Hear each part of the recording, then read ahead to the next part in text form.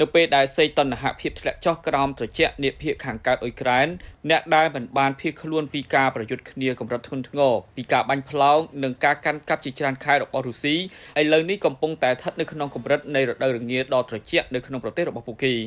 អ្នកស្រុកជាច្រើនអ្នកនៅក្នុងតំបន់ខាគីវបានរស់នៅដោយគ្មានឧស្ម័នគ្មានទឹកឬគ្មានអគ្គិសនីអស់ជាច្រើនសប្តាហ៍បន្ទាប់ពីការរងការវាយប្រហាររបស់រុស្ស៊ីមកកាត់ផ្តាច់ប្រព័ន្ធប្រើប្រាស់ក្នុងទីក្រុង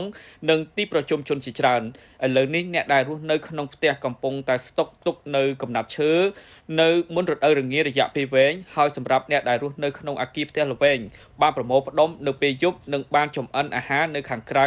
ដើម្បីជាមធ្យោបាយមួយតែមួយគត់របស់ពួកគេដើម្បីរស់នៅបន្តកុមារអាថែមផេនឆេនកូអាយុ9ឆ្នាំបានជួយដល់បងប្អូនជីដូនមួយរបស់ពួកគេ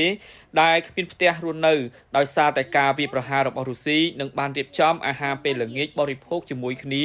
មុនពេលព្រះអាទិត្យលិចនិងចូលក្នុងស្ថានភាពត្រជាក់និងងងឹតដែរ